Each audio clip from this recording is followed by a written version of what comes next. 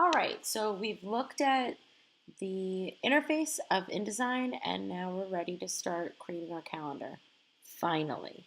Okay, so if you didn't do this from the last video or you want to see it again, what you're going to do is come up to File.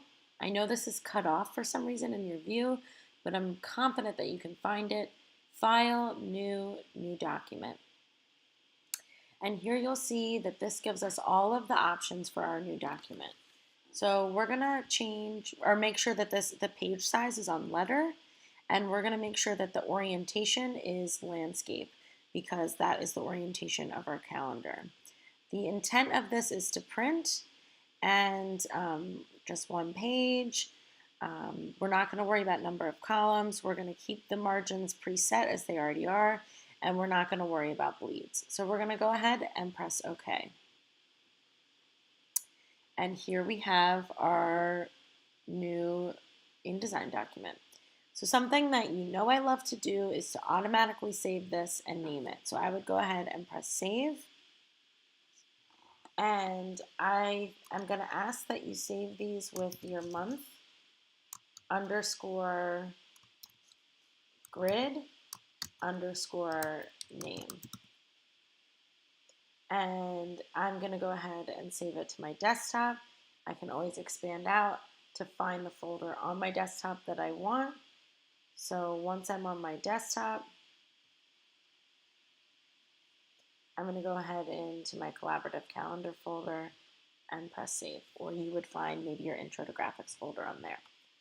Okay, so we are going to use something called tables in order to create our calendar. You'll see that table is an option. Again, I know this is cut off in your view, but if you look at your file menu up here, table is an option for you.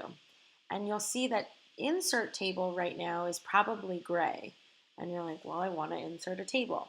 Here's how to do it. You have to insert a table into a text box.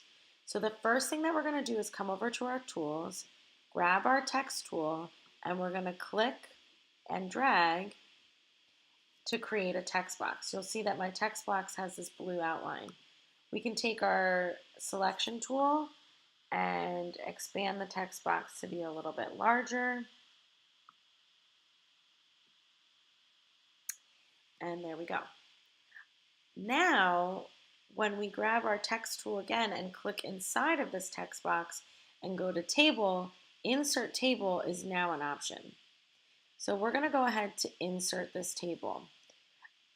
When we insert the table, we want to decide how many columns and rows are in the table. Remember, columns are vertical, going from top to bottom. I always think it like this way, like a column outside of a building, holding up a building, is vertical, top to bottom. A row is horizontal, side to side. If you row a boat in the river is side to side, it's horizontal. So that's how I remember columns and rows, the difference between the two. I want you to go ahead and set yours up the way that I have mine. I have 6 body rows and 7 columns and 1 header row. And the header row is just going to perform a little bit differently in our table. And that's going to be the row that we're going to put the days of the week in. And then I'm going to go ahead and press OK. So here is the start to my calendar. Now, obviously, this isn't exactly how I want it to look. So we need to do a couple things to stretch this out and to get the sizing correct. So one thing that you'll notice is that this is my header row. I can select it at one time, but I can't select both my header row and my body rows. You can go ahead and try it. It's not going to work. So I can either select all of my body rows at one time, or I can select all of my header rows at one time. I'm going to expand this first header row to make it a little bit bigger so that I have room to write the days of the week. So if you hover over this line, and I'll zoom in so that you can see a little bit better. If you hover over this line, you'll see that my cursor has turned into two arrows, one pointing up and one pointing down. I can now click and drag, and I'll zoom back out. So now what you'll see, and I might have gone a little bit too far, but now what you'll see is that I've expanded or made this bigger. I'm going to do the same thing with my body rows, except now I'm going to hold down Shift. And what Shift is going to do is it's going to expand all of them at the same time.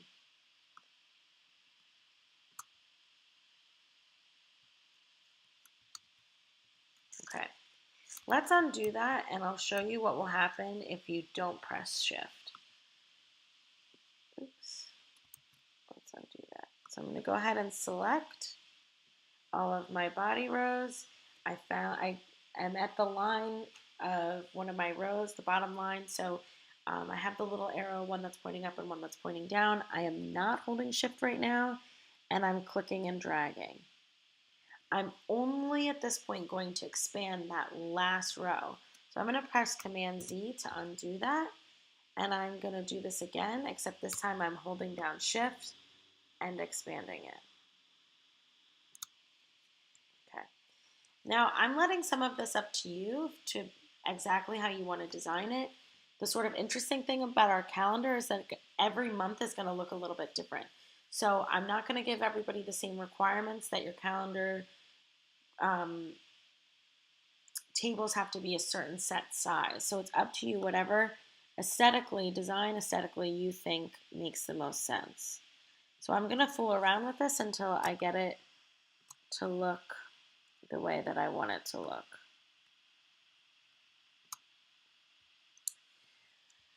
Okay, so the next step is to start adding in the days of the week into our calendar. So I have my type tool still selected, and I can click into each of these. Each of these boxes is actually called a cell. So I can click into each of these cells to write content in. So I'm going to start with Sunday. I can press Tab to move to the next cell. Tab. Tab. So go ahead and do that. Then what I'm going to want to do is take a look at the piece of paper that you worked on to lay out or design your calendar to make sure that you're putting the first of the month on the correct day of the week. Now, I don't have my paper in front of me, but I'm going to refer to, I'm not setting a good example, but I'm going to refer to Google Calendar, and Friday is March 1st in March 2019. So I'm going to go ahead and click on Friday and put the letter or the number 1 in. Some people might want to put a dot after it. It's aesthetically totally your choice. I'm going to press Tab and write the number 2, and then I'm going to go to the next line. I can continue pressing Tab in between. I can use my arrows.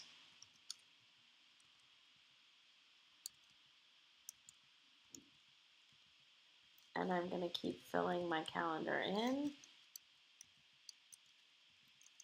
You might want to pause the video so that you can do this on your own so we're on the same page once you're finished.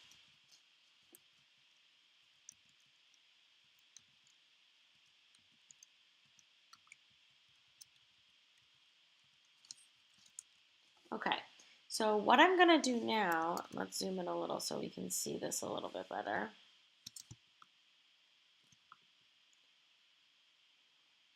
What I'm going to do now is double check and make sure that I have my dates correct.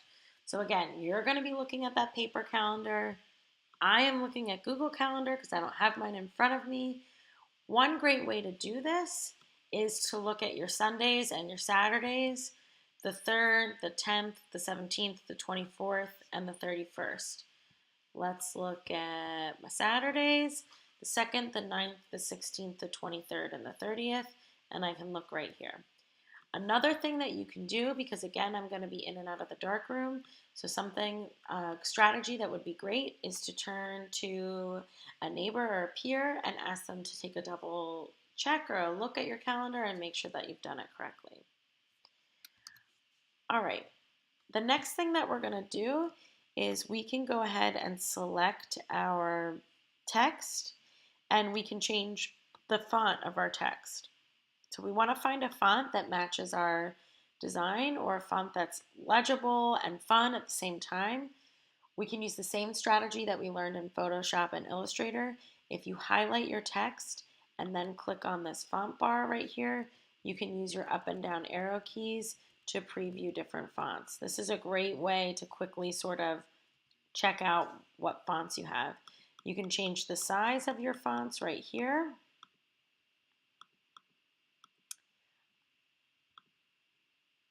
You can change the orientation of your text, so you might want to align it in the middle, you might want to align it to the right. I'm going to choose middle. It's again totally up to you. And over here, you can align it towards the bottom, you can align it in the center, you can align it in the top. It's again totally up to you. I'm going to put mine at the bottom. And then something else that you can do, and this is your call, I'm going to select all of these.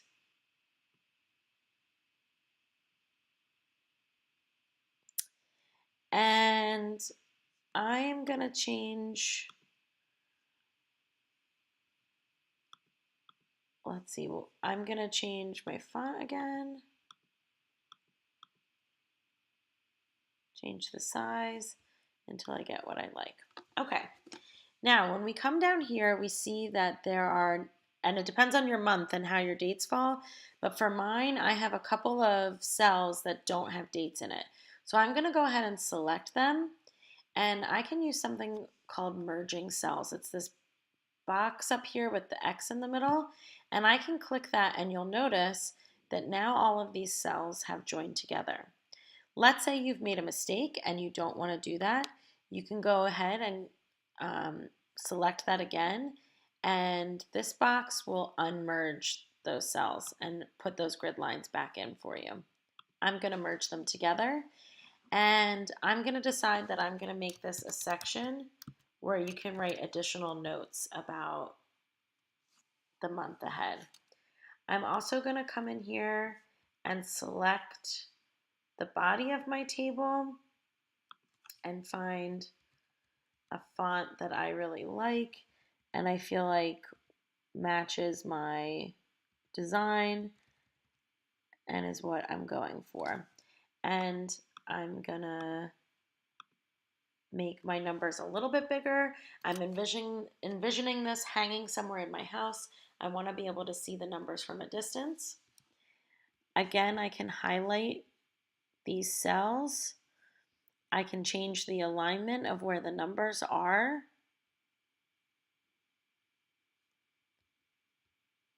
So I can click through all these different options. I'm going to keep mine in the top left-hand corner because I feel like that's standard and it's what most people are going to be expecting or looking for. So for now, that's all we're going to do. If you've accomplished this, that's awesome. I know you're probably anxious to do a little more, change colors, add things. What I'm going to ask you to do now is head over to Illustrator and illustrate any of those little special things that you might want to put on a certain day of the week. So for example, I have St. Patrick's Day on the 17th. I'm going to go ahead and make a 4-leaf clover to go ahead and put in this cell to signify St. Patrick's Day. All right, good luck.